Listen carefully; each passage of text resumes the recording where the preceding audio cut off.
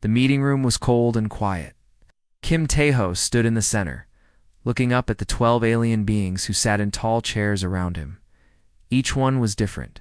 Some had scales. Others had too many eyes.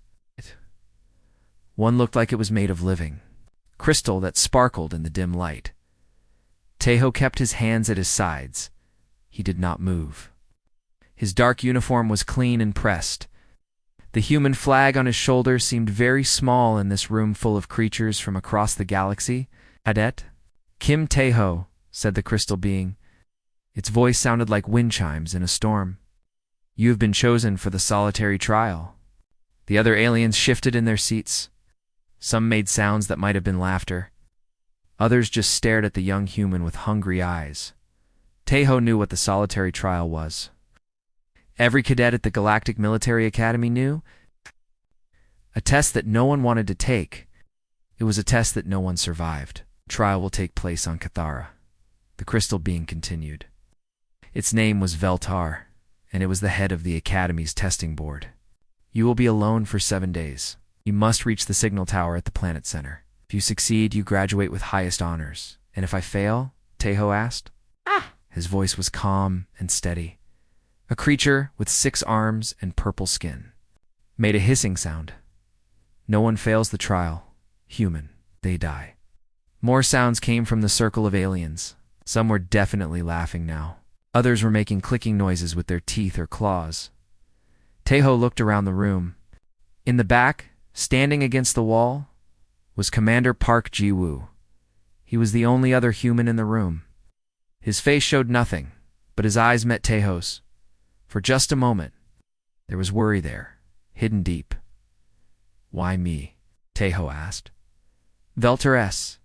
Crystal body flashed brighter. You are from Earth. The Academy wishes to test the abilities of your species. We have heard many stories about your world. What kind of stories? A tall, thin alien with gray skin spoke up. Its voice was soft, but cold. We hear that Earth is a death world. We hear that your people fight monsters every day just to stay alive. We want to see if this is true. Tae-ho almost smiled. He thought about his home. Earth was dangerous, yes. But humans had learned to live with the danger. They had learned to be stronger because of it. We also hear, said another alien, one covered in thick fur, that humans are weak. That you have soft skin and small teeth. That you break easily. The room grew quieter. All eyes were on Tae-ho now. There is only one way to know for sure, Veltar said. The trial will begin tomorrow. You have tonight to prepare. Tae-ho nodded. I accept. The aliens made more sounds. Some seemed surprised. Others seemed pleased, like they were looking forward. To a good show? Dismissed, Veltar said. Tae-ho turned and walked toward the door. His steps were steady and sure. He did not look back at the circle of aliens watching him. Commander Park followed him out into the hallway. The corridor was long and white, with windows that showed the gas giant Nexus Prime spinning slowly in space. Ho! The commander said. When they were alone, you don't have to do this. Yes, I do. Tae-ho replied. If I say no, they'll think all humans are cowards. Better a living coward than a dead hero. Tae-ho stopped walking and looked at his commander. Park Ji-woo was older, maybe 40 years old. He had been one of the first humans to join the Galactic Military Academy. His face was lined with worry. Sir, how many cadets have taken the solitary trial? 47? How many survived? Was quiet for a long moment. None. They walked in silence for a while. Other cadets passed them in the hallway. Most were aliens, creatures with extra arms, strange colors, or bodies that didn't look quite real. A few nodded to Tae-ho. Others just stared. Tell me about Cathara, Tae-ho said. It's a hunting preserve, Park explained. The Academy brings the most dangerous predators from all over the galaxy and puts them there. Gravity is almost twice what we're used to. The air is poisonous to most species. The plant life is aggressive. Sounds like fun, Park gave him. A sharp look. This isn't a joke, Cadet. The creatures on that planet have killed trained soldiers. They've killed entire exploration teams. Some of them are smart enough to use tools. Others can phase in and out of reality. A few can change their shape to look like anything they want. They reached Taeho's quarters. The door slid open with a soft hiss. "Get some rest," Park said. "Tomorrow morning, you'll be dropped onto the most dangerous planet in known space." Taeho's room was small but clean. He shared it with Kolvez, a cadet from the Zenthari system. Kolvez had 4 arms and blue skin. He was sitting on his bed when Taeho walked in. "I heard," Kolvez said. "The whole academy is talking about it." "What are they saying?" "They're taking bets on how long you'll last. Most think you'll be dead in the first hour." Taeho sat on his own bed and started taking off his boots. "What do you think?" Kolvez was quiet for a moment. "I think you're either very brave or very stupid. Maybe both. Why did you say yes? You could have refused." Taeho looked out the small window in their room. Stars dotted the black sky like tiny diamonds. Somewhere out there was Earth, his home, a world that had tried to kill his people for thousands of years. "Because they need to know," he said finally. "Know what?" "That we don't break easily." Later, that night, Taeho lay in his bed and thought about home. He remembered the forests where he had grown up. Dark places, full of things that hunted in the shadows. He remembered his training, learning to track, to hide, to fight when fighting was the only choice. His grandfather had been a soldier. His father had been a hunter. Both had taught him the same lesson: respect the danger, but never fear it. Fear makes you weak. Fear makes you prey. The Academy's aliens thought Earth was a death world. They thought humans were soft and weak because they came from a dangerous place. They were wrong. Humans weren't weak because they came from a death world. They were strong because of it. It learned to survive things that would kill most other species before they could even think about running. Tomorrow, now, he would show them what a child of Earth could do. Tae-Ho closed his eyes and went to sleep. He dreamed of home, and in his dream, the drop pod fell through Kithra's thick atmosphere like a burning star. Inside, Kim Tae-Ho felt his body press deep into the seat as the small ship shook and rattled. Red warning lights flashed on the control panel. The computer spoke in a calm voice that did not match the violence outside. "Landing in 30 seconds. Prepare for impact." Tae-Ho gripped the safety handles and watched through the small window. Below him was a world of green and brown. Thick jungle stretched as far as he could see. Mountains rose up like giant teeth. Rivers cut through the land like silver scars. The pod hit the jungle canopy with a loud crash. Branches snapped and broke as it fell through layer after layer of leaves. Finally, it slammed into the ground with a sound like thunder. For a moment, everything was quiet. Tae-Ho unbuckled his safety belt and checked himself for injuries. Nothing was broken. His body hurt, but that was normal after such a rough landing. He pressed the release button, and the pod's door hissed open. The smell hit him first. It was thick and heavy, the smell of rotting plants, strange flowers, and something else. Something that reminded him of old blood. He stepped out of the pod and looked around. The jungle was darker than he had expected. Trees were huge, with trunks as wide as buildings. Their leaves were so thick that only small patches of sunlight reached the ground. Vines hung down like green ropes. Strange sounds came from every direction. Calls and screams and rustling that never stopped. Tae-Ho pulled his pack from the pod and checked his equipment. He had a knife, a water purifier, some basic tools, and emergency food for 3 days. The Academy had not given him much. This was supposed to be a test of survival, not a camping trip. The gravity felt heavy. Each step took more effort than it should. The air was thick and hard to breathe. His skin already felt damp with sweat. He had only been outside for a few minutes. Back at the Academy, Commander Park Ji-woo sat in the observation room. Screens showed feeds from dozens of hidden cameras placed around Cathara, other Academy. Staff sat at control panels, watching and recording everything. "Vital signs are stable," reported a technician with tentacles instead of arms. "Heart rate elevated but within normal human range. Air quality? asked Park. Toxic to most species? The humans should be having trouble breathing by now. Park watched. Teho, on the main screen. The young cadet was walking slowly through the jungle, looking at plants and trees. He did not seem to be struggling with the air at all. Interesting, said Professor Lee So-young. She was the only other human in the observation room, a scientist who studied alien life forms. The atmosphere has high levels of sulfur and methane. Most species would need breathing gear, but not humans, asked Veltar. The crystal being had come to watch the trial personally. Earth's early atmosphere was similar, Lee explained. Humans can handle toxins that would kill other species. On the screen, Teho had stopped walking. He stood very still, his head turned slightly to one side. He was listening. Something was watching him. In the jungle, Teho felt eyes on his back. It was an old feeling, one that humans had known for thousands of years. It was the feeling of being hunted. He turned around slowly, careful not to make any sudden moves. At first, he saw nothing but trees and shadows. Then the shadows moved. The Void Stalker stepped out from behind a massive tree trunk. It was bigger than Teho had expected, almost 3 meters tall, with a body like a giant cat made of smoke. In starlight, its eyes glowed white in the dim jungle light.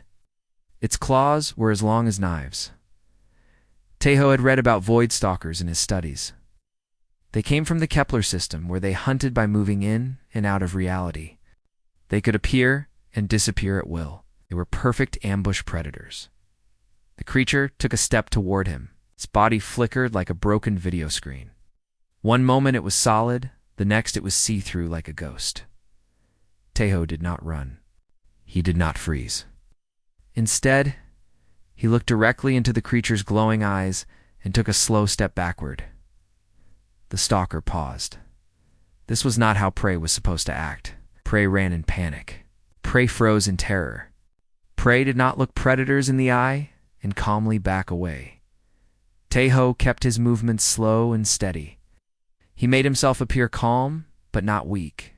Confident, but not challenging. It was a balance that his people had learned long ago when they lived alongside Earth's great predators. The stalker tilted its head, confused. It took another step forward, but there was uncertainty in its movement now. Teho continued his slow retreat. He did not turn his back on the creature. He did not look away. But he also did not threaten it or try to appear bigger than he was. For several long minutes they moved through the jungle like dancers. The stalker would advance, and Teho would retreat, neither making sudden moves, neither breaking the strange spell that held them both. Finally, the stalker stopped. It stared at Teho for a long moment, then flickered and vanished back into the shadows between the trees. In the observation room, silence fell over the watching aliens. "What just happened?" asked Veltar. Professor Lee leaned forward in her chair. The stalker hunts based on fear responses, programmed to attack creatures that run or freeze. But Teho didn't do either. What did he do? Acted like a fellow predator, showing respect, like he belonged here. On the screen, Teho had resumed walking. He moved through the jungle like he had been born there, reading signs that most species would never notice. He avoided certain plants without seeming to look at them. He stepped over hidden roots and holes in the ground. He found water by following the flight of insects. As the day grew later, Teho began looking for a place to make camp. He found a small clearing near a stream. The water ran clear and cold over smooth rocks. He tested the water with his purifier. It was safe to drink after treatment. He gathered dry wood for a fire, but did not light it yet. Fire would attract attention, and he was not ready for more visitors. Instead, he built a shelter using branches and leaves. It was simple, but strong, designed to keep out rain and hide his body heat. I'd learned to build such shelters as a child, playing games in Earth's forests. As darkness fell over Cathara, the jungle came alive with new sounds. Howls and roars echoed between the trees. Things moved in the shadows. Big things with glowing eyes and sharp teeth. Teho sat in his shelter and ate a small meal of emergency rations. The food was tasteless but filling. He drank purified water and listened to the sounds of the night. He was not afraid. His fear was useless here. His fear would get him killed. Instead, he was alert, ready. His ancestors had spent countless nights like this, surrounded by dangers they could not see. They had survived by being smarter, not stronger, by being patient, not reckless. Somewhere in the darkness, something screamed. It was a sound full of pain and terror. Then silence fell again. Tejo closed his eyes and rested. Tomorrow would bring new challenges, but tonight he was alive. On a planet designed to kill, that was victory enough. In the observation room, the alien staff watched their screens in growing amazement. The human was behaving like no creature they had ever seen. He was not trying to conquer Cathara. The second day on Cathara began with rain. Not the gentle rain of Earth, but heavy drops that fell like stones from the dark sky. Each drop stung Tejo's skin and made the jungle floor slippery and dangerous. He packed his simple shelter and began walking toward the center of the planet. According to his map, he needed to cross 3 different areas to reach the signal tower. First was the jungle where he had spent the night. Then came the crystal caves. Finally, the acid swamps. Near the planet's heart, the jungle looked different in daylight. Plants that had seemed normal in the dim light now showed their true nature. Some had thorns, as long as fingers. Others moved when he got too close, reaching out with vine-like arms. The flowers were beautiful, but gave off smells that made his head spin. Tejo avoided them all. He had learned as a child that the most beautiful things in nature were often the most deadly. By midday, he reached the edge of a deep canyon. Red rocks rose up on both sides like the walls of a giant wound. The only way forward was through the bottom, where a narrow stream ran between fallen boulders. He was halfway across when he heard the sound. A low growling that seemed to come from everywhere at once. Then another growl answered it, then another. Tejo stopped walking and looked around. On the rocks above him, shapes moved in the shadows. They were hard to see at first, like heat waves in summer air. Then they stepped into the light. Razor wolves. There were 6 of them, maybe 7. Each one was the size of a large dog, but their bodies were covered in metal plates instead of fur. Their claws gleamed like polished steel. Their teeth were sharp enough to cut through starship armor. Tejo had read about razor wolves in the Academy files. They hunted in packs, like earth wolves, but they were much more dangerous. Their metal claws could slice through almost anything. Their pack tactics were perfect. They never missed their prey. The wolves spread out around the canyon, cutting off all escape routes. They moved with deadly grace, each one knowing exactly where the others were without looking. In the observation room at the Academy, alarms began to sound. Razor Wolf Pack detected, announced a technician. 7 individuals. They have surrounded the human. Commander Park leaned forward in his chair. Can he climb out of the canyon? Negative. The walls are too steep. No handholds. Eltar's crystal. Body pulsed with interest. This should be entertaining. Razor wolves have never failed to kill their prey. Professor Lee Soyoung watched the screens with worry. They're pack hunters. They use coordinated attacks. One distracts while others attack from behind. On the main screen, the wolves began to close in. Their leader, a massive female with scars across her metal hide, stepped forward. She was testing Tejo, looking for signs of fear or weakness. Tejo did something that surprised everyone watching. He stepped toward the pack leader, not running at her, not attacking. Just one calm, deliberate step forward. The pack leader stopped. Her metal ears flicked forward. This was not normal prey behavior. Tejo took another step, then another, kept his hands at his sides. His movements were slow and controlled. But there was something in his posture, something in the way he held his head that made the wolves uncertain. He was not acting like prey. He was acting like another predator. The pack leader snarled and showed her metal teeth. It was a warning display, telling him to back down or face the consequences.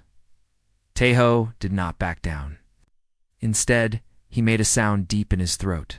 It was not quite a growl, not quite a shout. It was the sound a human makes when they are not afraid and will not be moved. The other wolves looked to their leader for guidance.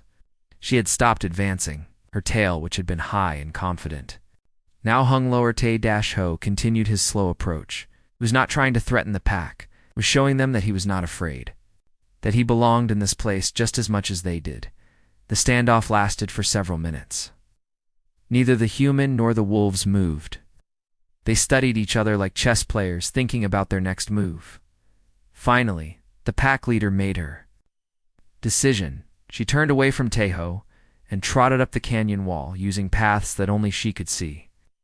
One by one, the other wolves followed her. They did not run away. Razor wolves did not run from anything. But they chose not to hunt this strange creature that did not smell like fear. In the observation room, silence fell like a heavy blanket. "How did he do that?" whispered a technician with too many eyes. Professor Lee stared at the screen in amazement. The pack dynamics. Humans evolved alongside wolves on Earth. They understand pack behavior better than almost any other species. But razor wolves are not Earth wolves, Veltar pointed out. They are artificial creations, designed to be perfect killers. Yes, but they still use pack instincts. And those instincts tell them not to waste energy on prey that might fight back effectively. Commander Park felt something cold in his stomach. "You're saying Te-Ho convinced them he was dangerous?" "No," Lee said quietly. "I'm saying he convinced them he was Apex." On the screen, Te-Ho had resumed walking through the canyon. But something had changed. His movements were different now. He's more confident, more aware of his own power. Behind him, the Razor Wolf pack followed at a distance, not hunting, waiting to see what this strange apex predator would kill next. Te-Ho reached the crystal caves as the sun began to set. The entrance was a hole in the rock face, just wide enough for a person to squeeze through. Strange light came from inside colors that had no names. He pulled out a small torch and stepped into the cave. The walls were covered with crystals that grew like frozen fire. They cast rainbow patterns on the ceiling and floor. Ow. The air hummed, with energy that made his teeth ache. Te-Ho had studied the maps. The caves were a maze, full of dead ends and false paths. Many creatures lived here, drawn by the energy of the crystals. Most of them did not like visitors. He began to explore, marking his path with small cuts in the crystal walls. The cave system was larger than he had expected. Tunnels branched off in every direction. Some led up, others down. A few seemed to go nowhere at all after an hour of walking. He found what he was looking for, a wide chamber with a pool of fresh water. Ow. The crystals here were different, blue-white instead of rainbow-colored. Ow. They gave off a gentle light that did not hurt. His eyes, Te-Ho made camp beside the pool. The water was clean and cold. He refilled his containers and ate another meal of emergency rations. As he prepared to sleep, he heard movement in the tunnels outside his chamber. Footsteps that were not quite human, not quite animal. Something was coming. He extinguished his torch and waited in the crystal light. The footsteps grew closer, then stopped just outside the chamber entrance. A voice spoke from the darkness. It was musical and strange, like wind through metal pipes. "Human," it said. "Why do you not fear us?" Te-Ho looked toward the tunnel entrance. He could see shapes moving in the shadows, but could not make out details. "Should I fear you?" he asked. "Oh. Living things fear the crystal singers. We are death that walks in beauty. We are the end of hope." "I see," Te-Ho said calmly. "And what do you want with me?" There was silence for a long moment. Then the voice spoke again, sounding confused. "We do not know. You smell of the death world, but you do not run. You do not beg. You sit in our sacred place and ask questions. This is your place. I'm just passing through." More silence. Then a different voice, higher and more musical. "The Razor Wolves follow you. They have never followed anything before." "Why?" Te-Ho thought about his answer. "Maybe they recognize something in me." "What do they recognize?" "That I'm not prey." The voices whispered to each other in a language that sounded like singing crystals. Finally, the first voice spoke again. "Sleep, not prey. It'll not disturb your rest. But tomorrow, You must leave our sacred place. I understand. The footsteps moved away, fading into the deeper tunnels. Teho lay back on his bedroll and closed his eyes. Outside his chamber, he could hear the crystal singers moving through their tunnels. They were still there, still watching. Ow. We're not hunting him for the second night in a row. He had survived on Cathera, not by fighting, but by being something the planet's predators did not know how to categorize. He was human, and that. The third day brought Teho to the Crimson Peaks. Red mountains rose into the sky like broken teeth. The air here was thin and hard to breathe. Strange crystals grew from the rock faces, twisting reality around them like broken mirrors. Teho climbed slowly up the narrow mountain paths. Each step was harder than the last. The gravity felt heavier here, pressing down on his shoulders like an invisible weight. The crystals made everything look wrong. Paths that seemed to go up actually went down. Distances that looked short turned out to be very long.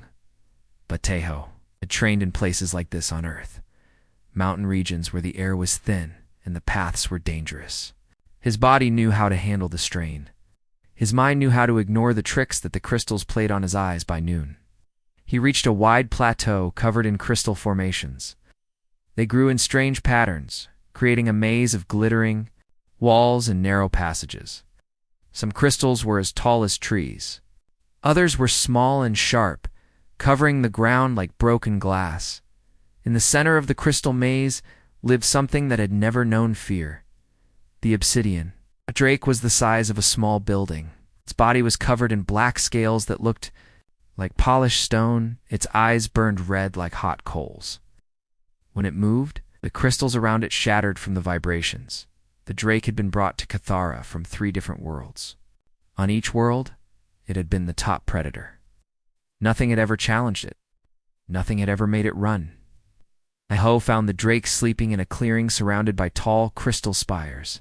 The creature's massive chest rose and fell with each breath. Steam came from its nostrils, melting the crystal dust in the air. For a moment, Teho just watched. The drake was beautiful in a terrible way, like a living weapon carved from midnight stone. Its claws were longer than swords. Its teeth could bite through starship armor. Any sane person would have turned around and found another path. Teho was sane, but he was also human. He picked up a small crystal from the ground and threw it at the drake's head. The crystal bounced off the creature's skull with a tiny clicking sound. The drake's eyes opened instantly, glowing like red suns in the dim light. It saw Teho, standing at the edge of the clearing, a small, soft creature with no claws, no armor, no weapons worth mentioning. Easy prey. The drake rose to its feet with a sound like an avalanche. It stretched its massive wings, blocking out the sky. It opened its mouth and roared, sound that made the crystals ring like broken bells. Teho did not run.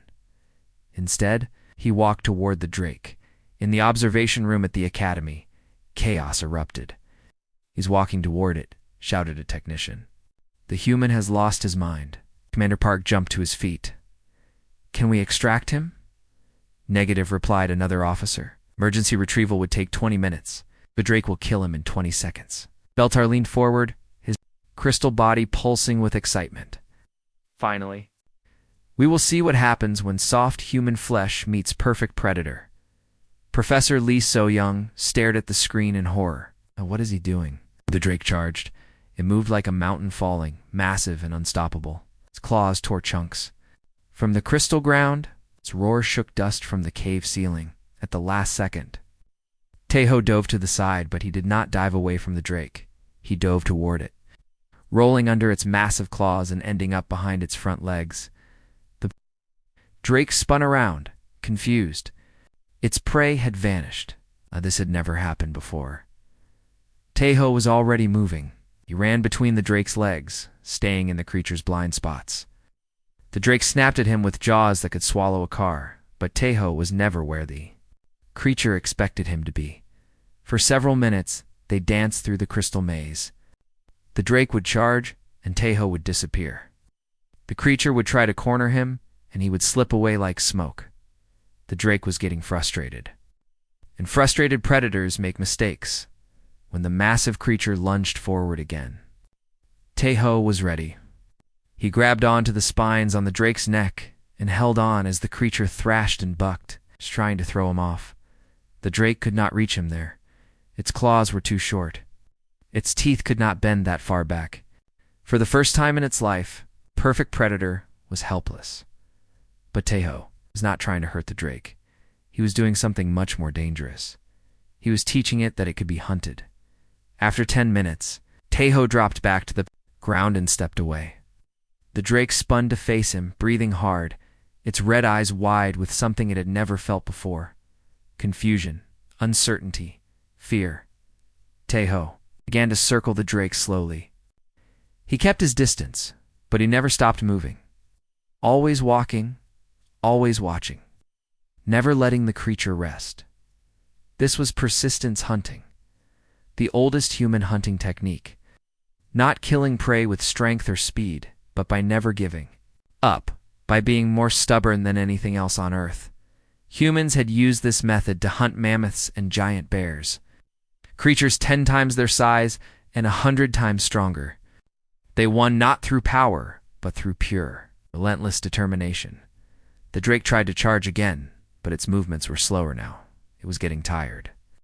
The heavy gravity that barely bothered Teho was wearing down the massive creature. Teho kept circling. He threw small crystals at the drake's head, not to hurt it, but to keep it focused on him, to keep it moving, to never let it rest. Hours passed. The drake's roars became weaker. Its charges became shorter, began to stumble over its own feet. Finally, the massive creature stopped in the center of the clearing. Its sides heaved with exhaustion. Its red eyes were dull and confused. Teho stopped circling and stood perfectly still. He looked directly into the drake's eyes. The drake looked back. In its ancient mind, something fundamental had changed. For millions of years, it had known only one truth. It was the hunter, and everything else was prey. Now it knew a new truth. It could be prey too.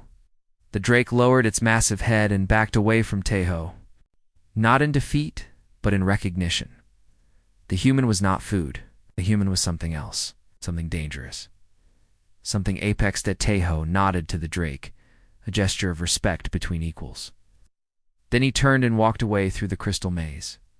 Behind him, the drake watched him go. It did not follow. It did not threaten. It simply acknowledged that the small human belonged here just as much as it did. In the observation room, absolute silence had fallen. "Impossible," whispered Veltar. "The obsidian drake has never retreated from anything." "It didn't retreat," said Professor Lee. Her voice was quiet and full of wonder. "It submitted to what? To a superior predator."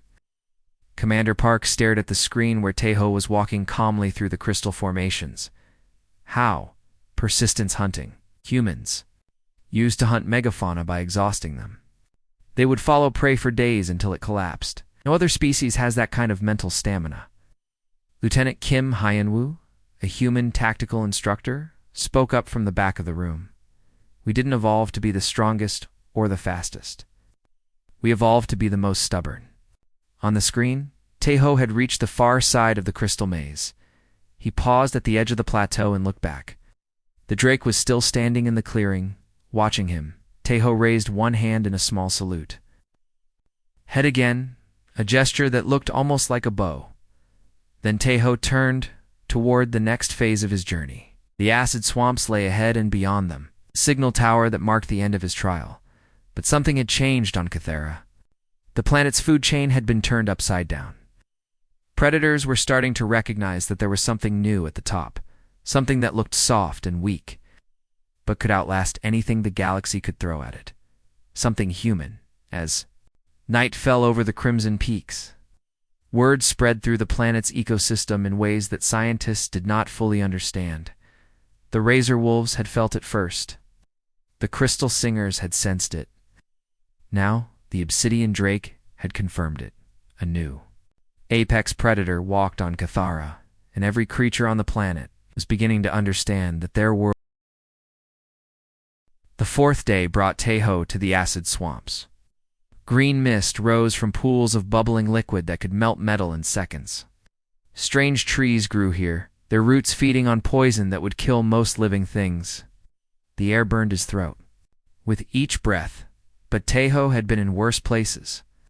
Earth had swamps too, and some of them were just as deadly. He wrapped cloth around his nose and mouth and kept walking. The path to the signal tower led straight through the heart of the swamp. There was no way around it. The academy had made sure of that. As he walked, Teho noticed something strange. Animals were following him, not hunting him. Following him. A pack of razor wolves moved through the trees on his left, keeping pace but staying hidden. Crystal singers drifted through the mist on his right, their musical voices humming soft songs. Even some creatures he did not recognize were trailing behind him like a strange parade. They were waiting to see what he would do next. In the observation room at the academy, the staff watched in growing amazement. 37 different species are now following the human, reported a technician. They're maintaining a safe distance but moving in coordination with his path.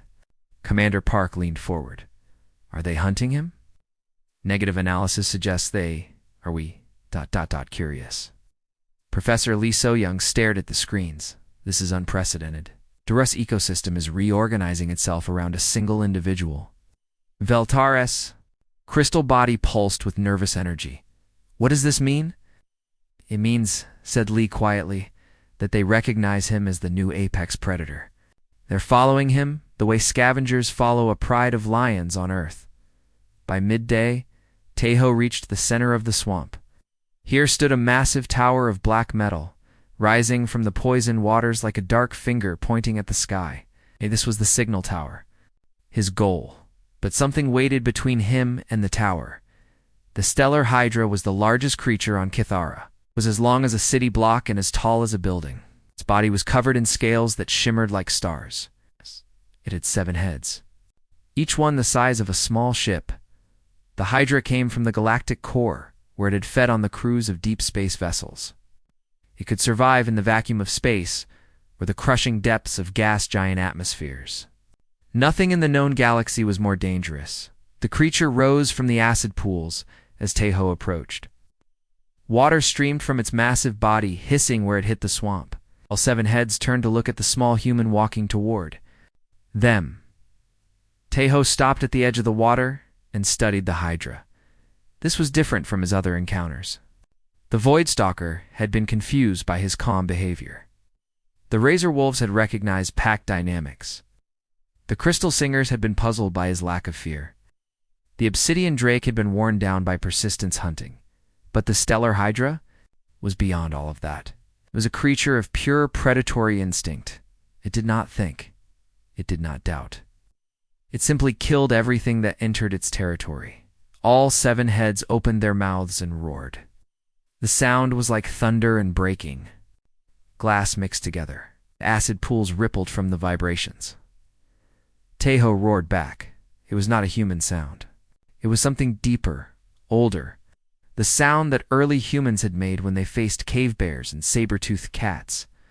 The sound of a species that had clawed its way to the top of the food chain through pure determination. The Hydra's 7 heads.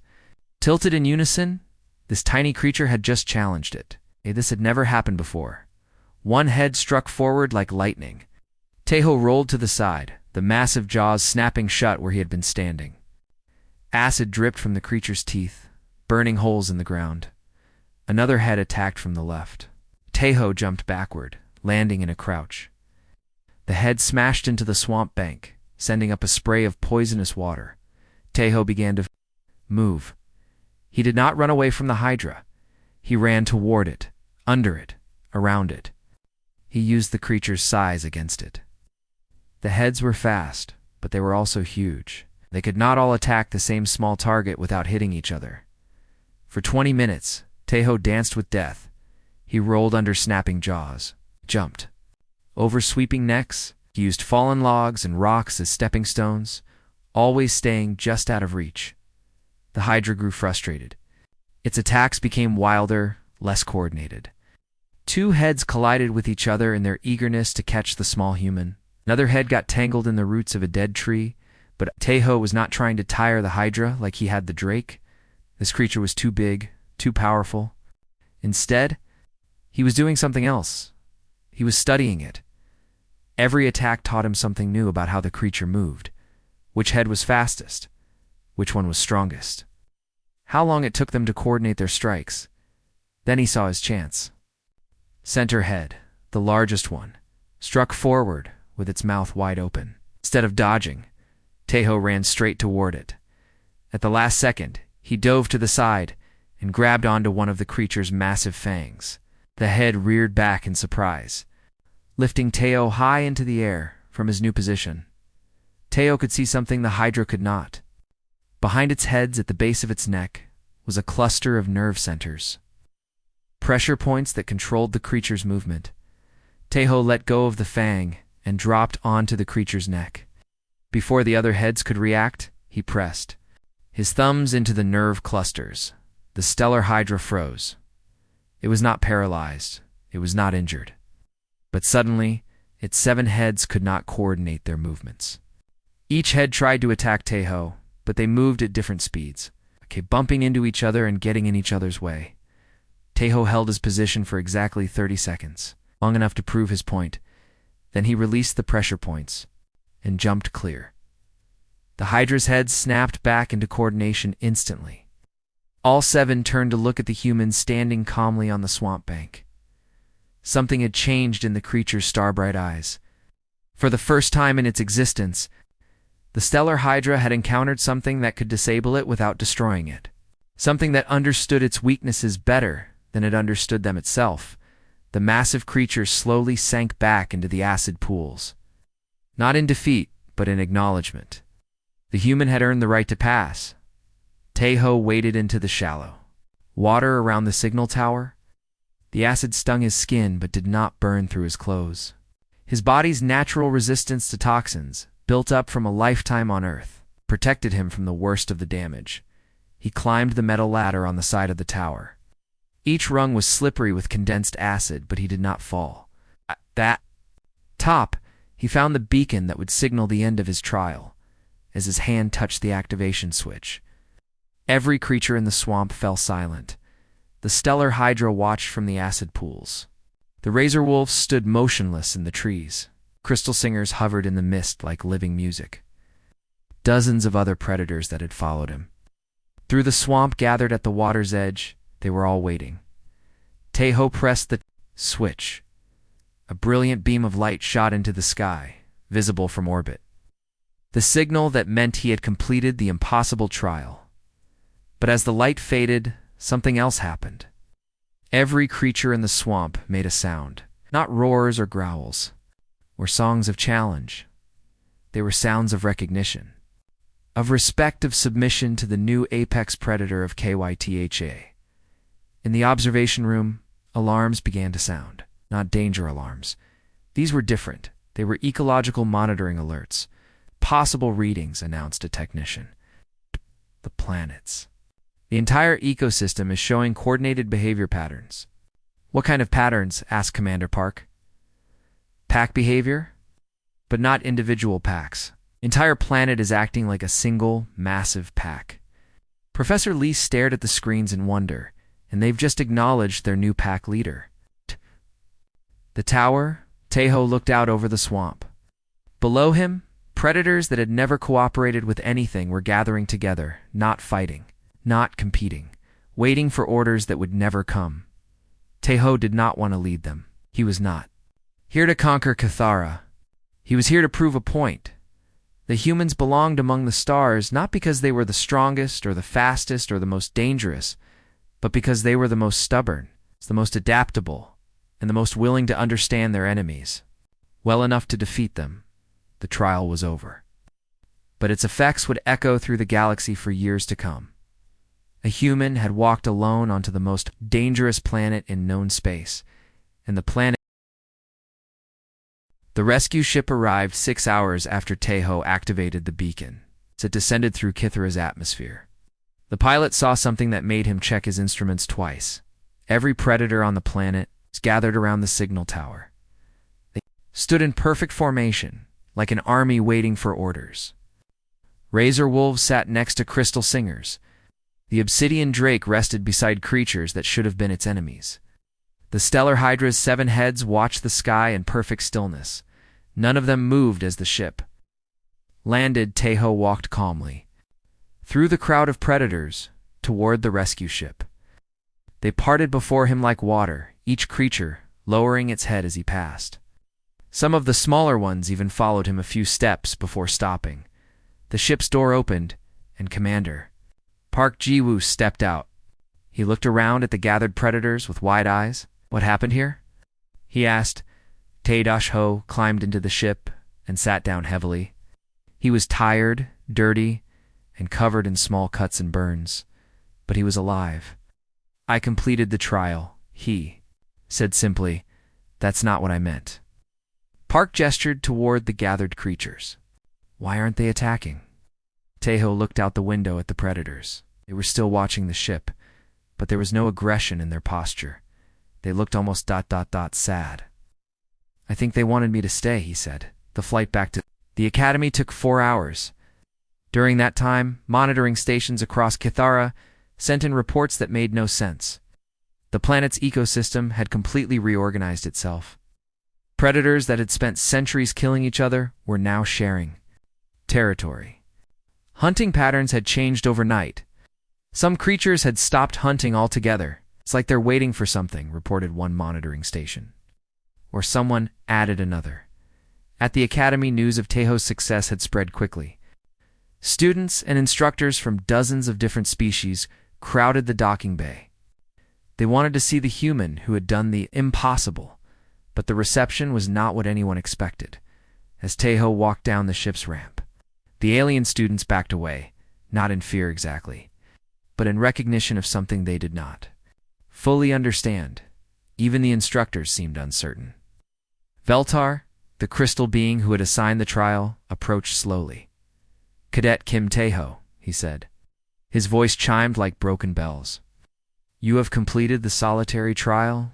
You are the first to survive 7 days on Kithara." "Thank you, sir. How did you do it?" Tejo thought about his answer. How could he explain that he had not fought the planet but learned to belong to it?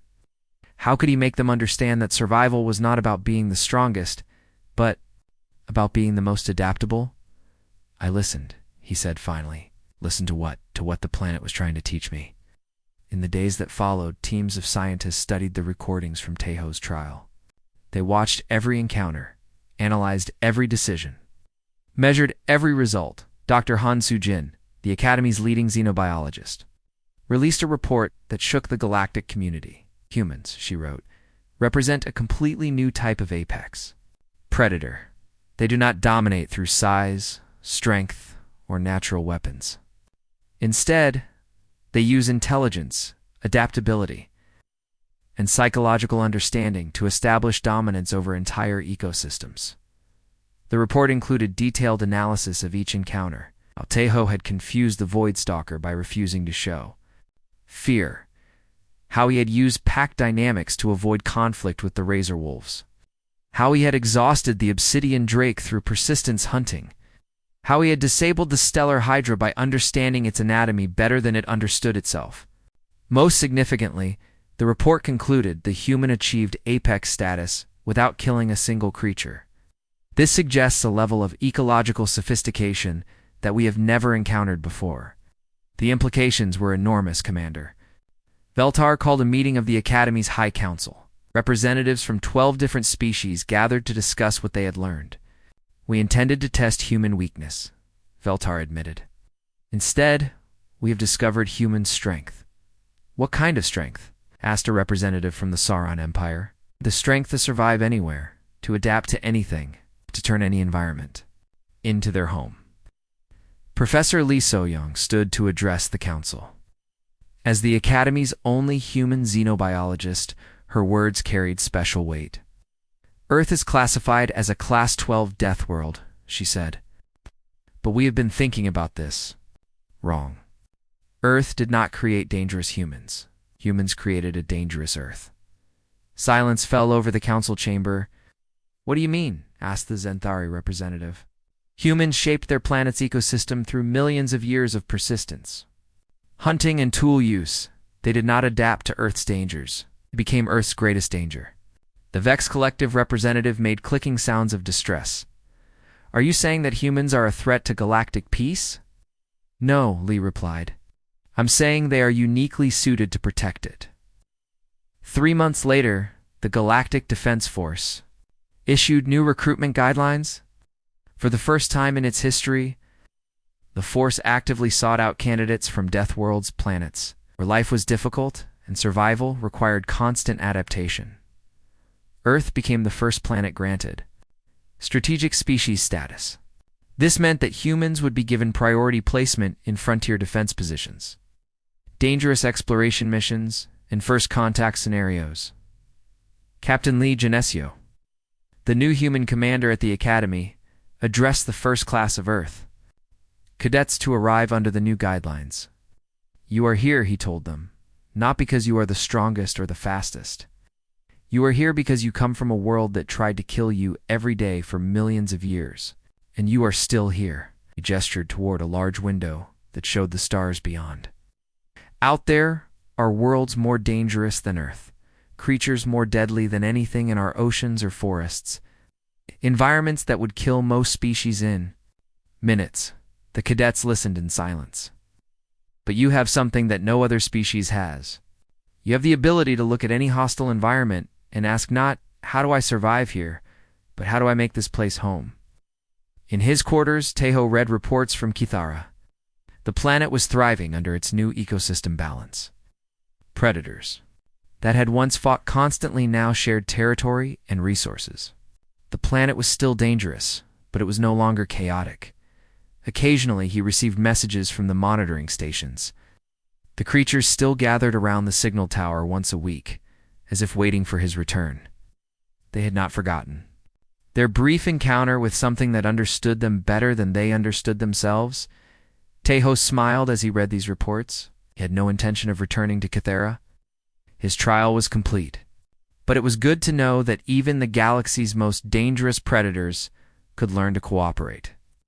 When they encountered something truly apex, the door to his quarters chimed.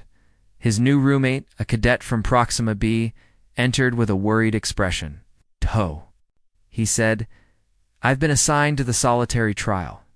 Tejo looked up from his reports. "Congratulations." "I'm terrified. What if I fail?" "You won't fail. How can you be sure?" Tejo stood and put a hand on his roommate's shoulder. "Because you're not just representing yourself out there. You're representing your entire species. And every species that makes it to the stars has something special about them." "What's special about humans?" Tejo looked out his window at the stars. Somewhere out there were worlds waiting to be explored, dangers waiting to be faced, challenges that would require everything humanity had learned during its long climb to the top of Earth's food chain. "We don't give up," he said simply. "No matter how bad things get, no matter how impossible the odds, we keep going. That's what makes us human." His roommate nodded and left to prepare for his own trial. Tejo returned to his reports, but his mind wandered to Earth, his home world. Seemed very far away now, but in a strange way, he had never felt closer to it.